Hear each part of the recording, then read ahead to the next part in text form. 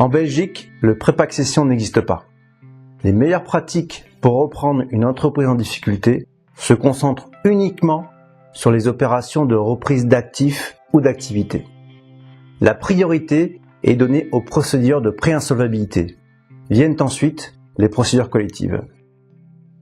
Dans une procédure de pré-insolvabilité, l'objectif est de mettre en œuvre un transfert d'activité sous contrôle judiciaire. L'avantage de ce schéma de reprise est de permettre une continuité de l'activité. Le processus de vente se déroule en 5 phases. La première phase constitue le dépôt des offres de reprise et le choix du repreneur par le mandataire judiciaire. La seconde phase est la préparation des actes de vente. La troisième phase consiste en la validation du tribunal. La quatrième phase est la signature des actes de vente. Et la cinquième phase est la répartition en faveur des créanciers. Le mandataire de justice est donc au centre de ce dispositif. C'est lui qui fixe le format, les règles, le calendrier et tous les détails de la procédure de reprise. Il sélectionne ensuite le ou les repreneurs dans un processus de soumission des offres qui n'est pas public et présente donc un risque d'opacité.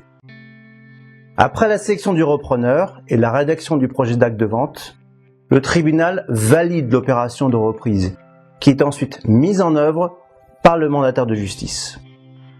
Vient ensuite la répartition en faveur des créanciers. Comme dans le cadre du plan de cession français, dans cette procédure belge, la technique de cherry picking est un élément clé. C'est aussi un avantage du fait de la flexibilité dans la détermination du périmètre de reprise. Le prix d'achat des actifs reste le critère de sélection principal et il doit être au minimum égal à leur valeur liquidative. Néanmoins, il n'est pas nécessaire que le prix puisse permettre le remboursement de tous les créanciers.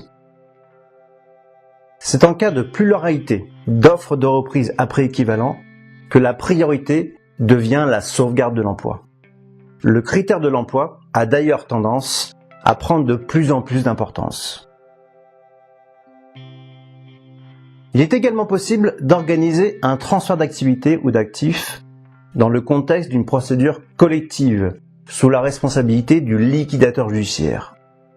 Dans ce second processus, à la différence du premier, le prix d'achat peut être faible et le régime fiscal y est plus avantageux.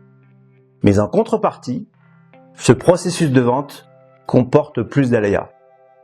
La reprise de salariés est plus complexe à réaliser, la procédure de vente peut être stoppée sur décision des créanciers et le succès de l'offre de reprise repose aussi sur la bonne volonté du liquidateur judiciaire.